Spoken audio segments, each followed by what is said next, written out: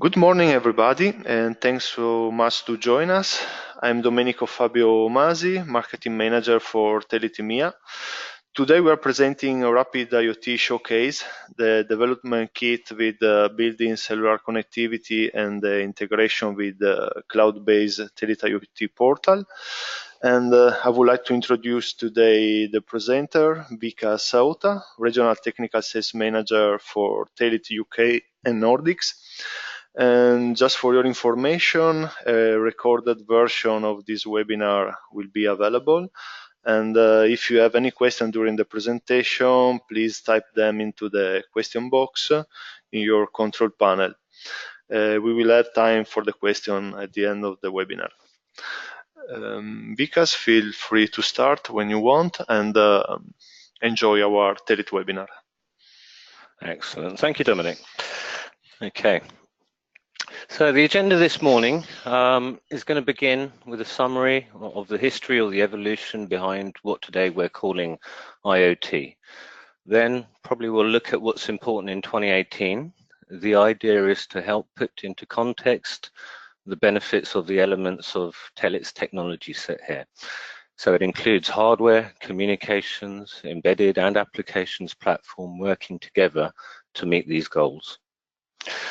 We can then explore a little bit further, reviewing the big picture, the ecosystem of the technologies which are being involved here, beginning with device to cloud, and showing how Telit enables this to happen pretty seamlessly and with some key benefits. The EVK4, the Rapid IoT Dev Kit, makes really the perfect demonstration board, also an evaluation board, and a really maker-friendly centerpiece for hacking together some proof of concepts based on IoT.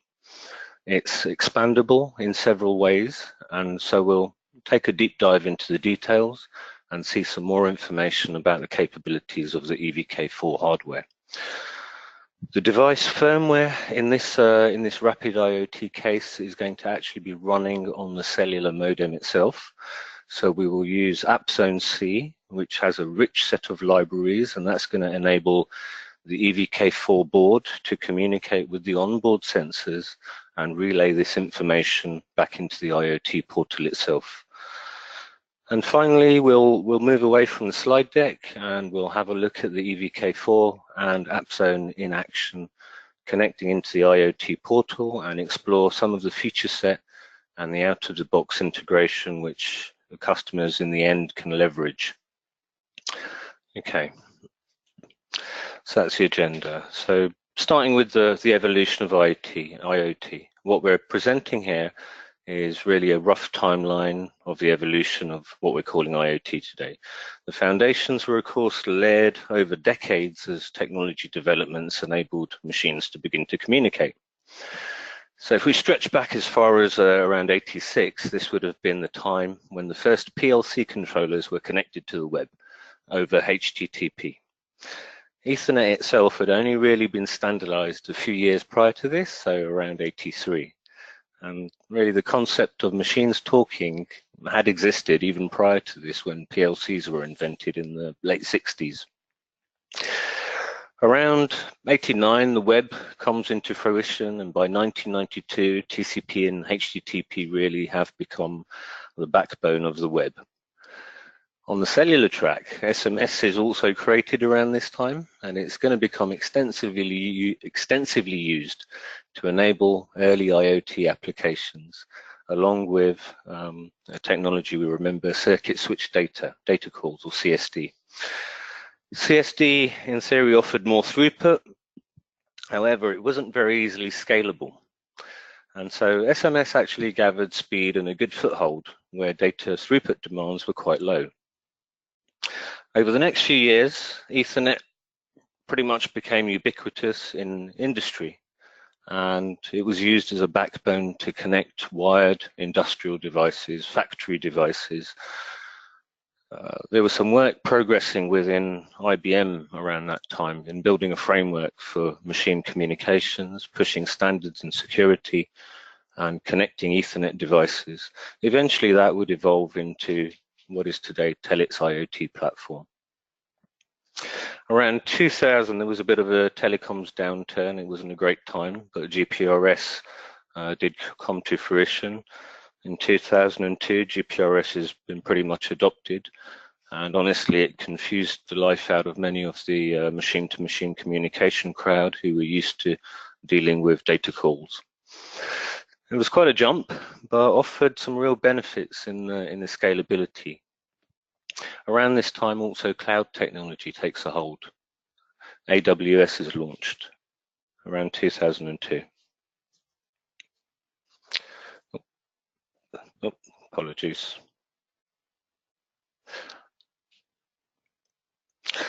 In 2011, things have progressed, and lessons learned from the early applications have progressed really towards developing standards to cope with IoT communications. So things like REST, MQTT, and so forth. So we've really got some agreement now on how devices need to talk, rather than having different protocols for each system. By 2016, the broader picture is developing. Data science has really emerged and been applied, and it's yielding many useful results. Data is really king, and there's more of it flowing and being analyzed in ever more ways to really get complex insights into behaviors and performance, etc. Now, during this time, the applications that were developed were not often easily scalable, not very easy to maintain or service in the field. They were usually specifically targeted at the needs of a particular vertical market, and consequently they were fairly inflexible. Development time and the expertise was pretty high, and so in some verticals, in fact, they became experts in communications also in order to succeed.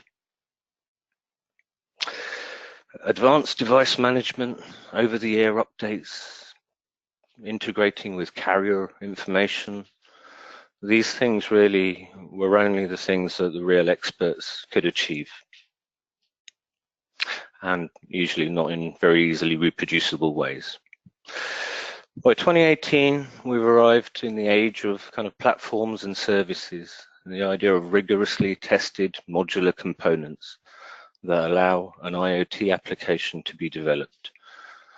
At this point, the time and the cost and the expertise involved in creating that kind of a system is reduced, and the scalability and the reliability and the security is increased. So the whole idea of maintenance, alteration, and being able to modify and diversify such a solution, it becomes much easier for any business which is involved in IoT. So we can see this kind of flow of the evolution, and it all makes sense. But you know, in the industry, there's obviously some differing opinions, and not everyone is on point with this. In fact, it was a couple of days ago, I caught quite an interesting post on LinkedIn. I might quote this actually. It's here we go.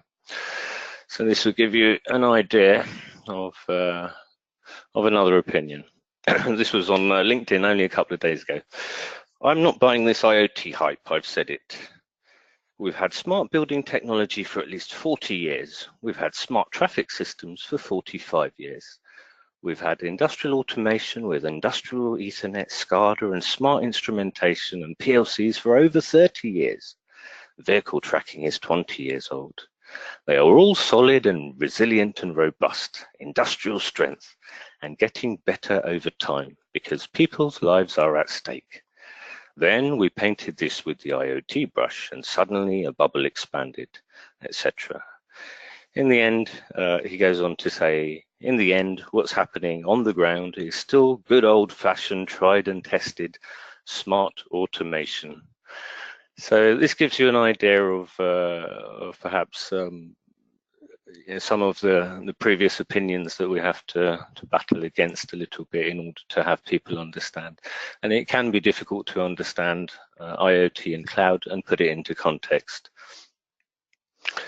Some parts of this, of course, are true. As he said, you know, we have had these things and things controlled. Perhaps the concept of what we might understand as smart has changed. You know, it's no longer just a remote control of devices. We wouldn't call this smart. So yes, it's true, but I think it's also painting quite a really romantic view of the days gone by. Really, those applications were few and far between. Such communication really was limited to a few use cases, and particularly those that needed fixed wires. Communications was expensive, hardware was expensive, and in some niches which were growing, like M2M, actually it was not a perfect world, refashioning mobile handset chipsets into IoT modules.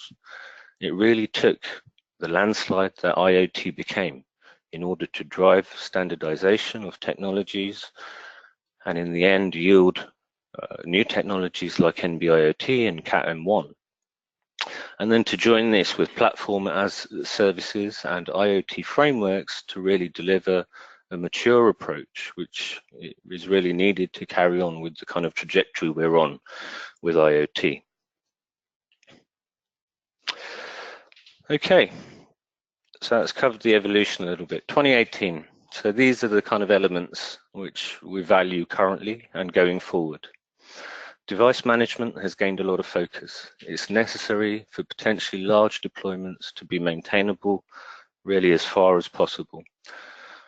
They need to have OTA abilities, remote diagnostics, and so forth. Security and trust concerns increase really as more data flows. And the complexities of provisioning and monitoring the business performance of a deployment or a group of devices. The Gartner quote below is quite an interesting point to consider. So it predicts half of security budgets in IoT are going to go towards remediation, recalls, and safety failures rather than protection. So device management in this model becomes interesting. Price pressures, as always, the device size, the service life, all taken into consideration. And the reality that one solution often cannot fit all circumstances. A single SKU would be the ideal target. Fractured services. While many services come to exist, sometimes these offerings are quite fractured. They're elements of a solution that come together from various providers. They need integration and working between many suppliers. Having these many elements combined into a single seamless platform is more difficult to achieve.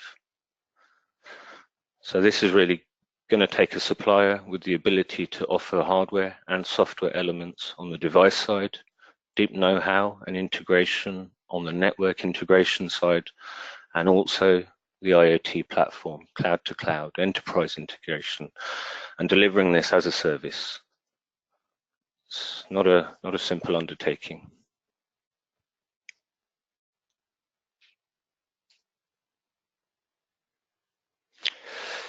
Okay, so we move on to an overview of the Telit offering. On this side, we can see really the picture from device to cloud. And we can see how this implements many of the needs we've highlighted in the previous couple of slides. On the left, we've got the field devices, and these can be a diverse set of connected devices in the field. They can be connected over LAN, Wi-Fi, cellular, low power wide area networks like Sigfox and LoRa. If it's IP or if it can reach IP, it can be brought in through this interface on the left into the device-wise framework. Today, many of our hardware devices also come ready with the integrated support for the device-wise cloud. So this is what we call the cloud-ready modules. And of course, any device, an MCU and so forth, they can communicate into the cloud using the MQTT TR50 protocols, HTTP, and going on from here, lightweight M2M. Asset gateways, these are remotely manageable gateway type devices. Mostly they're running on embedded Linux systems. They could be integrated into industrial PLCs and so on. They are completely remotely manageable and administrable. The device-wise proxy is listed here, and this can help for compatibility with legacy connections. And as I briefly mentioned, also the LPWA clouds for communication with LoRa and also Sigfox systems. So in the end, or let's see, in the center we have device-wise, and the things this is actually adding in here. So these elements, the connection management, provisioning, the device management, alerting, rating and reporting, security. A lot of the common code and the common features which should underlie an application. So an application can leverage all of these elements already and concentrate on the key code. Okay. In the end, it's going to empower developers, yes, to deliver superior IoT applications. Why superior? Because the set of features which is going to be revealed will allow for device management and also over-the-air upgrades and a lot of advanced features which the superior, supportable, manageable in the field applications should be running. There's a fast time to market. It's arriving from a proven framework which is supporting IoT standards, and of course the idea of using a robust core with strong abilities, and the fact there's a pre-integration of devices, connectivity and the platform together. So a lot of the dots have already been joined.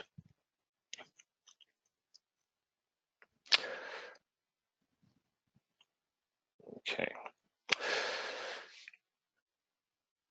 Okay, so we move on to a review of the actual EVK4 hardware. So just to mention the rapid IoT we mentioned today, what does this involve? This is the EVK4 hardware, and this is software and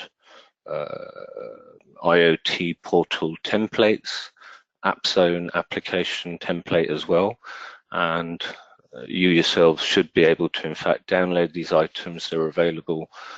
Well, we can supply these to you, the templates. You should be able to install the ADE, and with an EVK4 you should in fact be able to set up the same demo that we're running here, and this makes for a great demo in front of a customer and also a great tool to work with. So this is the EVK4 itself. It's a small development board, slightly different format, well, very different format to our EVK2. You've got, in our case, we've got a 3G modem on there. In the picture, we've got one of the 4G modems. And this board is basically set up with a number of sensors. It will be containing a Telit SIM card, and the host application will be running on the device itself. We can run this in several ways. It's a pretty flexible platform, and we have a lot of I/O and connectors on here which make it very friendly for customers to work with and for yourselves to prototype with or develop proof of concepts very, very quickly. You'll see we've included also a positioning GNSS device on this and a generous number of sensors. So the features of the EVK4 would include, well, we've got a bunch of LEDs here so we can show some status. There are some integrated sensors with temperature, humidity. On some of the boards we've implemented also a pressure sensor, accelerometer, gyrometer. There's some potentiometers on board which you can either wire into or control, and some push buttons. So enough sensors that we can use this actively as a demonstration of the platform. So having a little bit more detailed look, we've got up the top side the antenna interfaces. For some of the devices you've got diversity antenna, SIM card holder, mini USB in order to connect and develop with the device, the GPS antenna, and power coming into the board. Down the left side we can see some audio headers, also status LEDs, a specific header for the Raspberry Pi 2. We then have some configuration jumpers which can control some modes for a booster pack or a standalone. So we'll talk a little bit more about this in a second. And also we can reconfigure how the UART and the I2C is working on this board, whether it's talking externally or to the internal devices. There's an accelerator, accelerometer, gyro, and a temperature sensor. Headers are also present for the Arduino boards, TI Launchpad as well. So really between Raspberry Pi, TI Launchpad and Arduino, it's supporting quite a few easy ways to expand on this board. There's also a traditional serial RS-232 interface and a bunch of potentiometers and external switches, latches, things like this, which you can use to signal into the board. So quite a straightforward board, easy to connect to, and a one-piece board certainly compared to EVK2. This is the booster pack concept, and we have the ability to attach either above or below the board to the TI Launchpad, a Raspberry Pi, or an Arduino. And in this mode, the host would be the Raspberry Pi or the Arduino, let's say, and this would be driving the modem as a slave. So it would be running with an external host, and some of the jumpers on board would allow you to do that. So quick browse over the features. TI Launchpad, Raspberry Pi 2, and Arduino headers. A standalone mode. The standalone mode actually allows the device to host an AppZone application and completely drive these sensors on the board by itself. GPS, of course, we've got on board. The SIM card is available on there. The slot we would use, external antennas, the sensors we've mentioned, jumpers for different configurations. It is possible to actually attach a battery on there as well if you would like to do a mobile test, seeing as we do have accelerometers, gyro, and also the GNSS, so it could be used for a mobile test case. There's a rough, not exactly schematic, but block diagram of how the system's set up. It's perhaps not the best. There's a little bit more details that can be shared, but effectively these elements are wired into different pins and GPIO on the module itself from the sensors. So there's been wired into the HE910's GPIO ports and also into the ADC directly to make measurements from the ADC. Now we've mentioned there's a couple of modes, and there's a jumper JP1 that sets the EVK's mode. There's two modes. There's a standalone mode, which allows the modem to become the host processor. In this case, it's going to run the AppZone application. There's a booster pack mode, and this is what we've talked about when we're discussing connecting it with an external board or external MCU and using it as a slave device, really. And it's a simple one jumper which switches between these two modes. For the I2C, we've also got a bus and a I2C master and slave option. So again, there's a jumper to control that. And that allows for the I2C to be driven by the external host. So he can talk to this bus and access the sensor network directly. Or the I2C can be driven by the XE910 module, at which point the module is reading the sensors directly within the internal application. The external UART. Now, from the HE910 or the XE910, we can connect that UART either to this full-on RS232 DB9 connector, our RS232 levels, or we can route it to the external host, i.e. we can talk to an external Arduino or Raspberry Pi using the UART if we use this jumper. So here we decide if we want the UART terminating on the RS232 or on the header pins on the expansion header. Push switches and potentiometer. So there's digital switches and a potentiometer, and these can also be routed externally, or you can have these sent to the XE910 module. It's pretty straightforward for this part. And the booster pack can be used as a power source, so there's ability to attach one, and jumper JP7 will allow you to control how this works. Again, great if you need to do some mobile testing, or if the use case you're developing a proof of concept for requires that.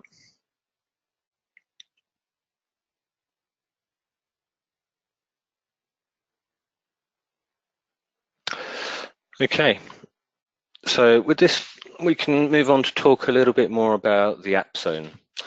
So app zone is the framework which allows us to drop an application down onto this cellular module and host it on there.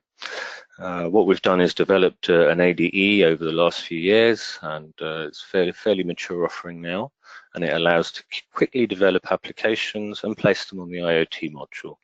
There's two main parts of this. There's the host side, which is our delivery of an Eclipse-based, fully supported environment. It's a complete tool set working on GCC. So it's free out of the box, and you can also use ARM compilers with it. And then on the target module, we've got the actual framework running. So the module is clearly supporting the App Zone framework, and it supports a rich set of APIs and libraries which sit really on top of the operating system. And so when developers begin to start developing on this, they're not going from a very basic level. They already have a rich set of libraries which they can lean on in order to do very basic things like talk to modems and begin connections. There's example code to do all of this already. So quick highlights of the framework. Yes, it's providing a rich set of interfaces to all the modem functionality, resources, peripherals, IP stack, SSL. These are all accessible from within the framework. The concept of this is keeping a very lightweight operating system and take advantage of the resources, really get towards as far as we can real-time performances. So it's more deterministic than Python and Java and such. It provides for a multitasking environment, so you can have multiple processes like an RTOS running. Consequently, this gives us access to hardware interrupts and timers. These can be supported. The good thing is we're supporting a C standard programming language, so nothing special on this side. Embedded developers are going to be ultimately familiar with this. Compilers, as I mentioned, out of the box, GCC will work, and ARM is also possible should you have a license. Now, we're delivering a skeleton project to the customer. It's a framework, and the customer develops their application around the top of this. This is all made pretty simple and easy to click through, easy to set up a project and application and get working. Because we've done a lot of work on the actual Eclipse framework on the ADE in order to have a lot of plugins and to make that as seamless as possible. It's supported by a bunch of code samples and tutorials, of course, and these give you a good usage of the main features and the services.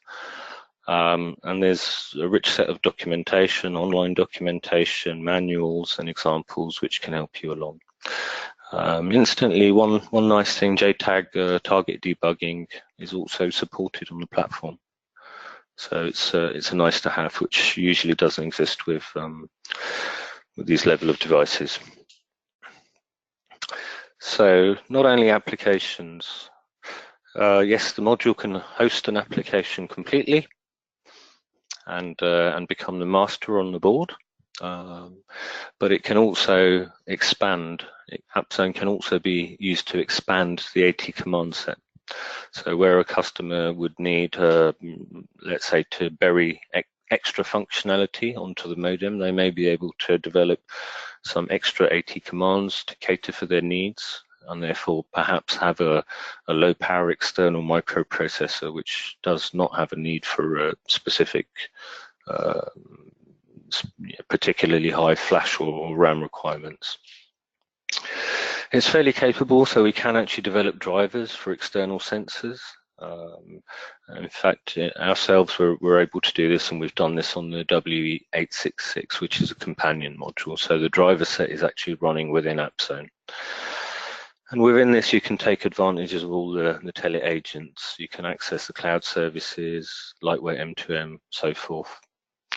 And there's a lot of more features being built as we go. Okay, so I think we move on to Rapid IoT in action. So we move away from the slides now and start to have a browse, a quick review, an overview of the system. So the hardware, we'll have a look at the EVK4, basically get it connected and online. The firmware, we'll browse over the AppZone ADE and have a look at the AppZone application, which will be running. And we should be able to start this up. And the connectivity, since this is going to get connected into the Rapid IoT application, which is running on the IoT portal. And finally, of course, we can go back to the IoT portal and observe the kind of feature set which has been exposed by putting together an application in this way. Okay. Very good.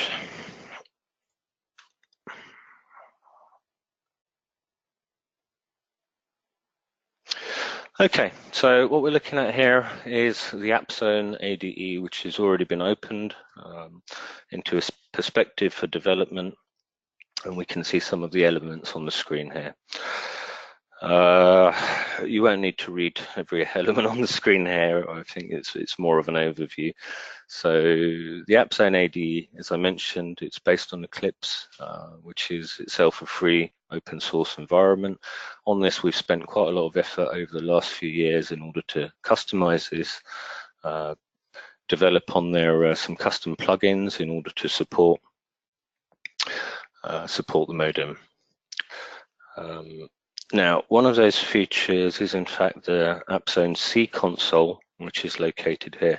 This is running as a plugin within Eclipse, which is quite convenient. And on the right-hand side, we have enough controls to configure what we're looking at here, which is a serial terminal, which is connected into the modem. So we can directly also communicate with the modem, check on the status, we can develop code from here, we can build the code, and we can drag and drop the binaries that we build and drop them onto the console in order to upload the program for testing to the device. So I have an EVK4 connected here onto this system already, and we're in communication with it. We can probably send some AT commands and check on the status. So we see the signal strength, 13 is reasonable. We see that we have a context defined. We see that we have a network registration. Currently, we're not PDP connected. We can do a test and see if we are. So an AT hash sgact equals 11. And we should gain an IP address, indeed we do. And so we're IP connected and in theory able to communicate on the EVK4.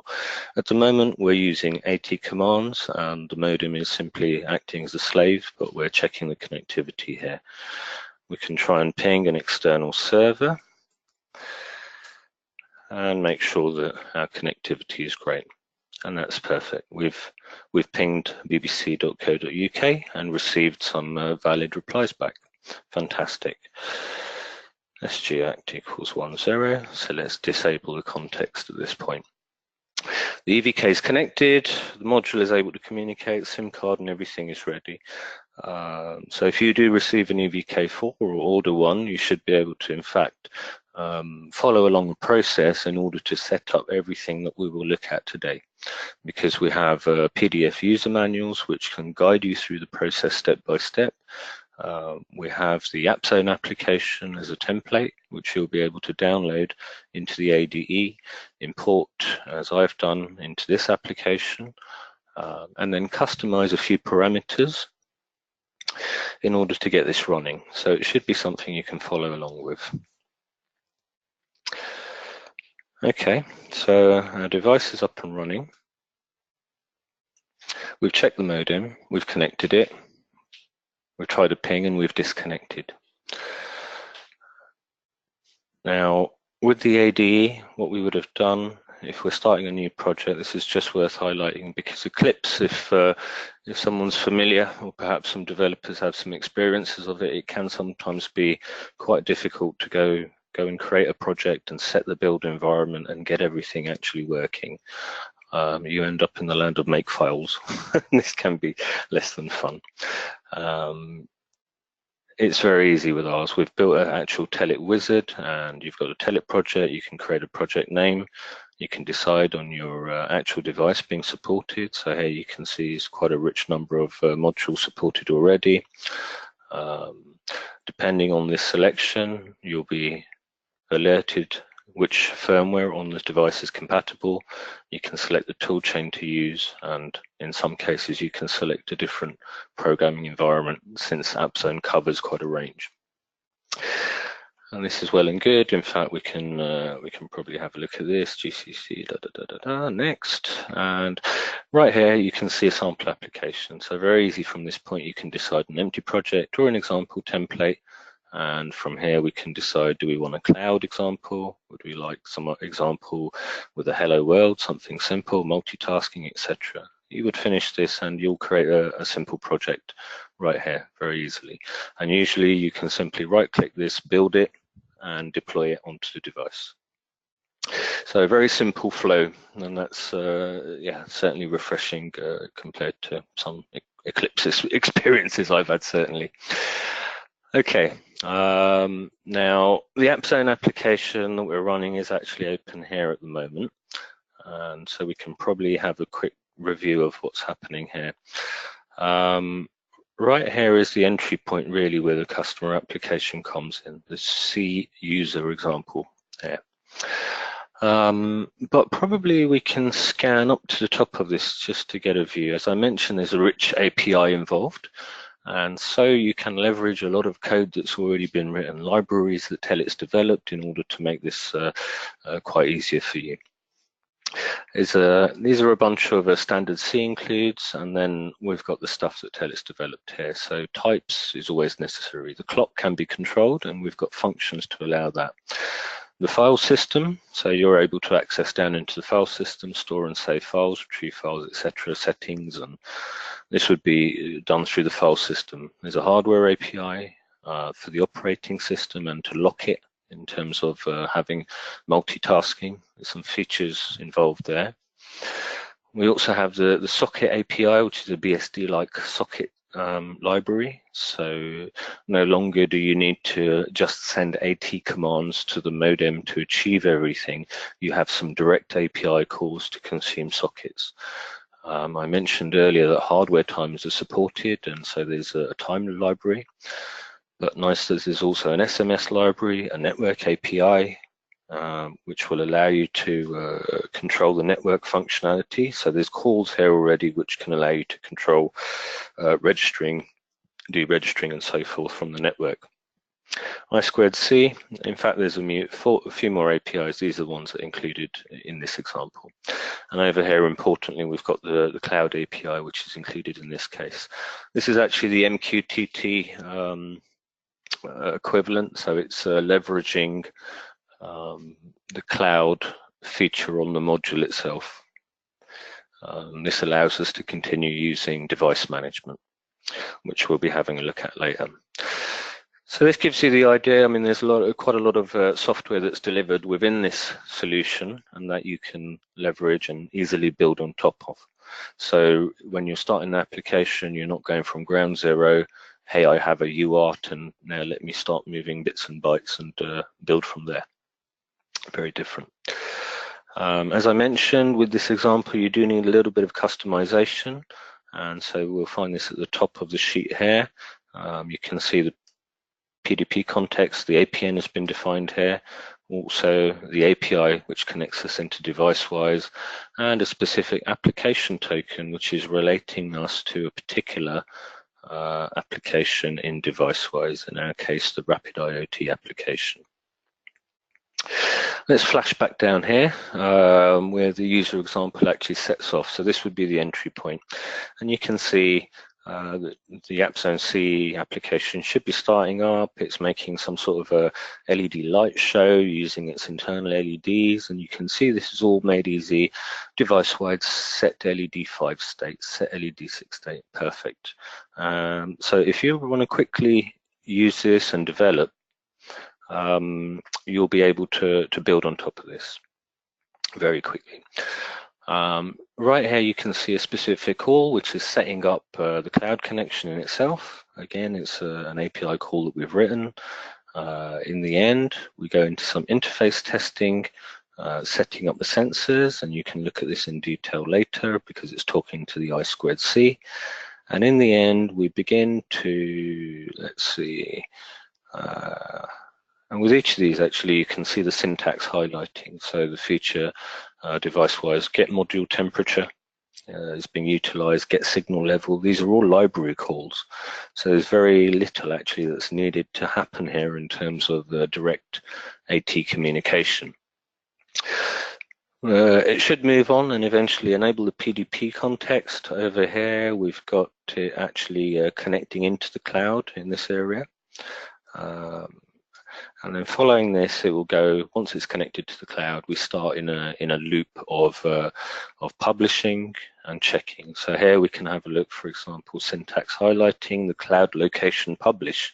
So we have a single API call, cloud location publish. You can supply this with a lat long heading altitude, the data coming from the GPS, and it's able to push this as a location publish into the API on the IoT portal. So making it very easy. Now with the IoT, with the ADE, sorry, and with AppZone C, you do have a rich set of help available as well. So with all of this stuff, there's online documentations into the API that can show you with example how exactly this is done. And also we have a small library of customer template, of customer examples. So example applications, let's say how to achieve specific things like talking to external sensors and connecting in particular ways, okay? The customizations I've mentioned really is including the help, the AppZone terminal, the ability to firmware download into the module directly from here and manage the device itself. So the AppZone C console is here. We have some interesting buttons here to allow access to the device. Also here we can look at the file system, control AppZone.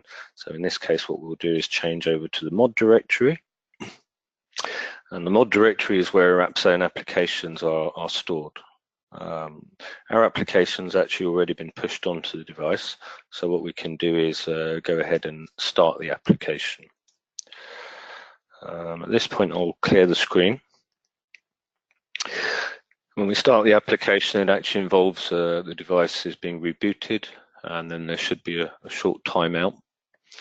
And then the AppZone application will start. So actually, hopefully there we go. On the C console, we've got some debug output appearing. So this is the result of the above code. As you can see, it's running the LED light show as we speak.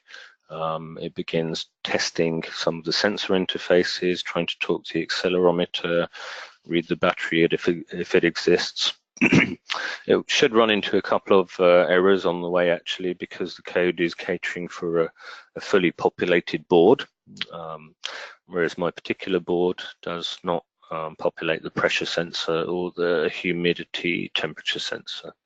However, the accelerometer and other devices do exist. So around the accelerometer, we see a couple of issues. This log carries on. Eventually, we're going to get to a point where that code is finished and it will begin to connect the PDP context and attach into the IoT portal itself. It should be coming forward soon.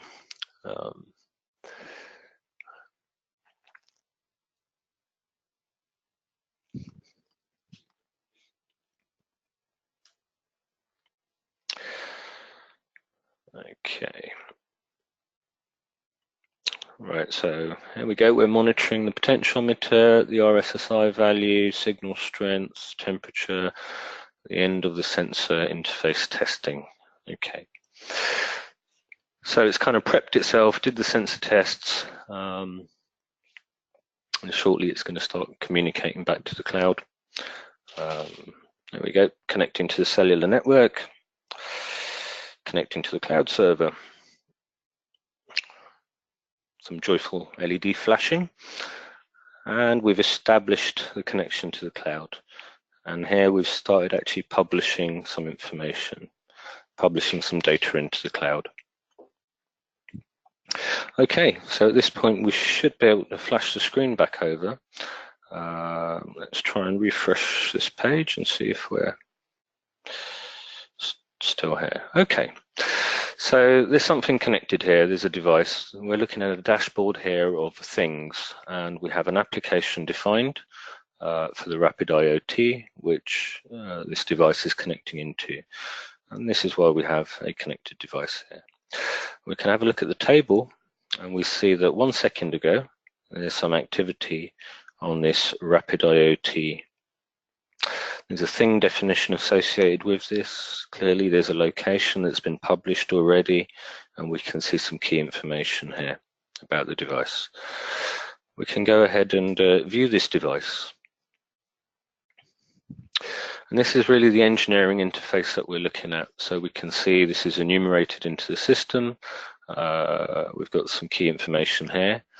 As part of the application setup, we've declared how this application is going to operate, and this is what makes the app, the IoT portal configurable. You can decide which properties, which attributes are relevant, which methods need to be utilized, and which alarms are relevant. So this is a summary, and you can see really the data coming in from the sensors. It's not going through a lot of accelerometer motion at the moment, but you can see the rest of the data has been trailing in over time. This is a raw data view, and this would be consumed normally by a customer website or in some other fashion. The details tab shows a little bit more what's behind. So we have some credentials of the device and the SIM itself. The attributes, these are things that we've declared as kind of useful to the application. Attributes that we don't need to chart, but they are attributed to the application, and values that we need to be aware of. Methods and properties, these have also been defined. So there's a few methods set up in the system which allow us to talk back to the EVK and affect things like the LED toggling color. So if you're doing a demo, you should be able to execute a remote method on the dashboard eventually, and you'll see the LEDs follow sequence. Now, one of the nice things that arrives out of the box, using the stack of technologies, is the remote AT, and this goes exactly into the device management features that we've been looking at, or we've mentioned earlier in this presentation. So this is a strong point. For remote AT here, we can see exactly what this device is in the field. What is the device? What is the firmware it's carrying? Is remote AT supported? In fact, we should be able to execute things like terminal properties, hardware test, and in fact reboot the device in the field as well. And we've just done the terminal properties. You can see this is executed. We've done a check, and we can see exactly what the device is and how it's operating in the field. As I mentioned, hardware testing, so we can see the battery voltage and the temperature, which is running remotely. We can remotely reboot the device completely. And we can also locate the device using cell triangulation. Moving on further within the device management, we can actually investigate the network. We can see a snapshot of the coverage. We can see which networks are visible to the end device. And we can also go forward and actually do some IP testing and ping testing from the remote device. Yeah. So this should be fine, google.com. So we can submit a ping. The remote device should be running a ping, verifying we have a connection to Google. So these are the ping results on the remote device. So we can see really the quality of the connection as well. Going further from there, this allows us to actually reach down. So when we have a device in the field, we're actually able to communicate with it, in fact, in a direct AT fashion. And so we can ask it, which network are you on? And alter some settings. So this is quite a powerful feature that really lends into being able to actively manage the device in the field.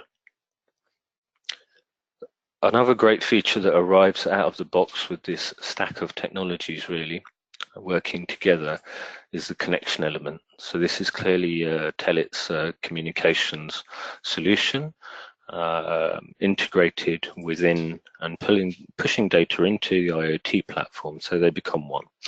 Now here you can see for the actual SIM card the month up-to-date data, SMS messages if they've been used, the status of the SIM card, the SGSN, which this SIM is connected to at the moment, the session is active, we have the ICCID, etc. In fact, we can go into view more and see some more detailed information about the connection, and this shows you really the power of what's available. And remember, everything you can do here can be done via API, so this can be integrated from the customer side. So we can see exactly the status, the APN, the roaming status, which is a GGSN and the SGSN it's been connected to last, all the key information, when has this been added, the usage for data, SMS or voice, the history, switch, which is allowing to switch between different network providers, and remote AT, directly using the communication side. So it's quite a lot of integration. If we consider, again, we're looking at an application level on the IoT platform, we're able to tunnel down into the device as needed and maintain a connection. We're able to take information not only from the application itself, from this level, and from the remote device in the field. We can use the diagnostics actively, and we can use this communications information also actively. So this is bringing all of this together pretty seamlessly into a unified platform with an API that allows you to really access and integrate with all of this. Okay. As a developer, you would go to the developer side and you would be able to use this kind of administration to set up the application completely and have this running on there. As I mentioned, everything is really working over an API, and here we can see the API in action. So this is the API log, and you can see what's been happening in the background. Property published, this is the remote device which has been, and we've got the execution time here, which has been publishing. We've looked at the SMS history. So basically every single action, and this of course can be audited. Further, we've got quite a powerful API tester, and just having a quick review of this or a quick view of this will give you an idea. It's a very rich API, so anything particular you might dream to do, such as execute a remote method or locate a module, which we looked at earlier, ping a module, reboot a module, along with everything else on the application layer, lightweight End2End being added, and also cloud-to-cloud communication. So there's a rich API there for customers to integrate with. Basically, leaning off this, you'd be able to develop advanced web applications, also applications, let's say for mobile, which would also communicate with this API and consume data and interact with this directly. Now, we can also move on, so we've looked at things, and we can move on finally, really. I think we're coming up to time, so we can move on to look at the dashboard. So connected to the same applications, we've got a dashboard that's been defined. So the IoT portal allows you dashboarding, and as I mentioned, this makes it really quick for a proof of concept or something that can be put together within the course of a few weeks or days, and and able to have some proof of concept ready. I'm running through this with a couple of customers on a couple of occasions, and often it's a case of we'd like to have something by the end of the month to show to our end customer. It may not be the final form, but we'd love something, and this is great for exactly that. So of course the dashboard can be completely administered from the system itself. It's a kind of widget-based system, so you can drag and drop these elements on there. And within this, I'm afraid the scaling in this mode has gone a little bit askew, so we can probably try and, I don't know if,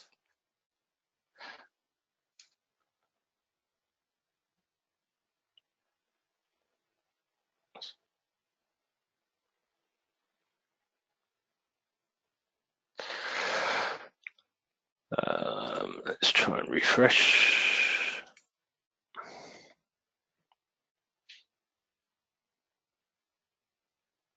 Okay, there's always the gotcha.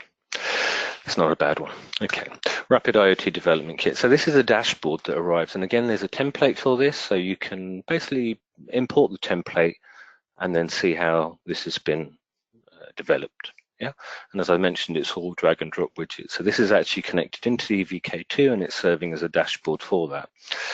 As you can see clearly, the same kind of information has been reflected more as a dashboard for a customer. We've got the readings of the potentiometer, the accelerometer, all the key information that the customer might want to see represented, charted here. We can include graphics and images, and there's a lot of specific widgets which really allow you to very quickly connect data into some sort of a widget, whether it's a gauge or a chart or a bar graph of some kind, and relay this information. You can deal with one device, or you can deal with multiple devices, and in this way you quickly build the system together. This is kind of bringing us to the end of the presentation, really, and that rounds it up. Just to say, it'd be great to see if some of you guys can also get your EVK4s connected and actually have the IoT application or the Rapid IoT application running on there, and the application set up in the IoT portal.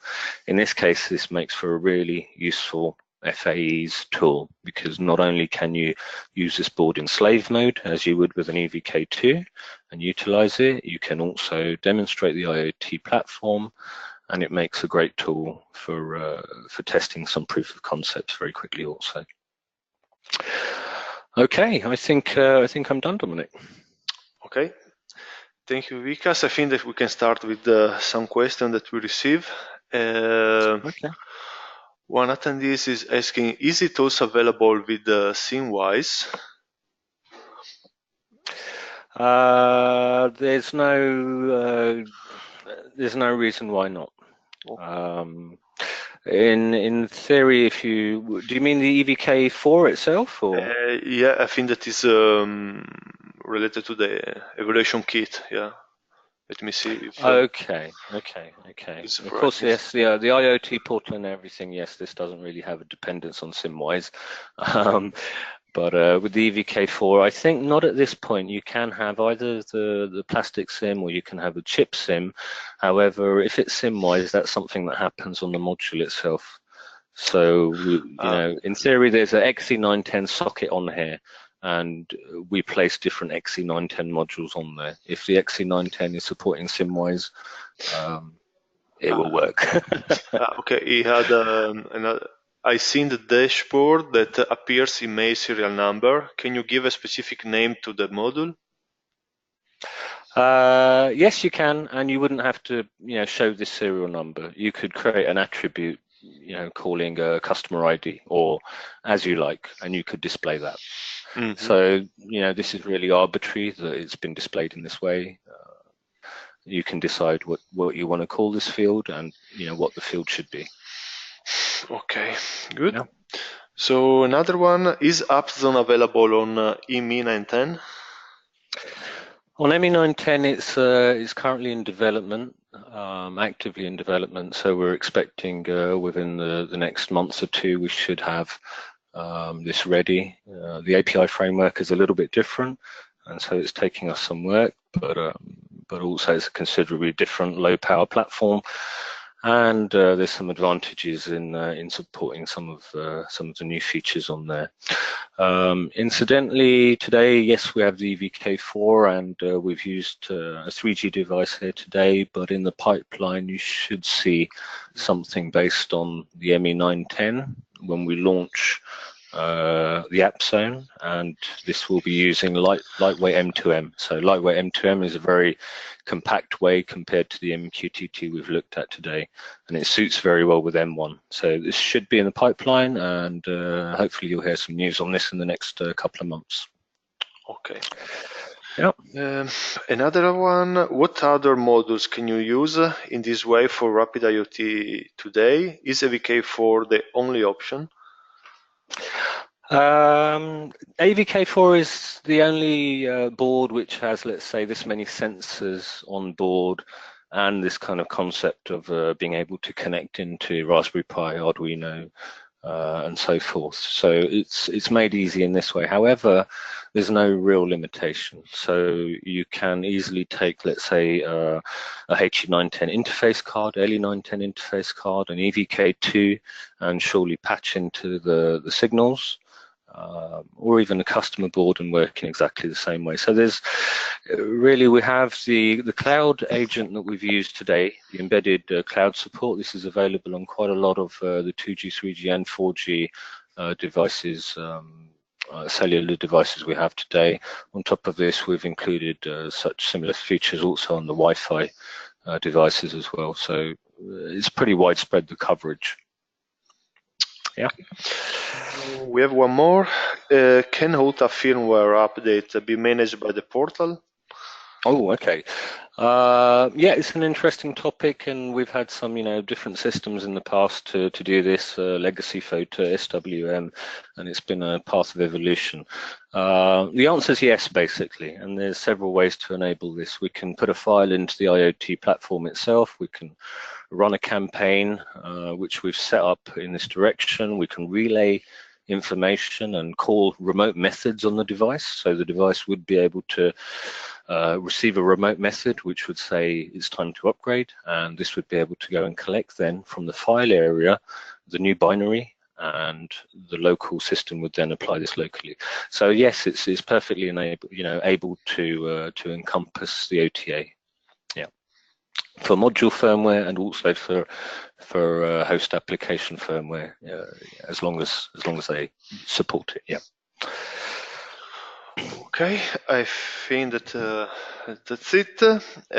So thank you, everyone. It was a pleasure being with you today. Just for your information, on October 17, we have another webinar focused on customer support. So thank you all again, and have a nice day.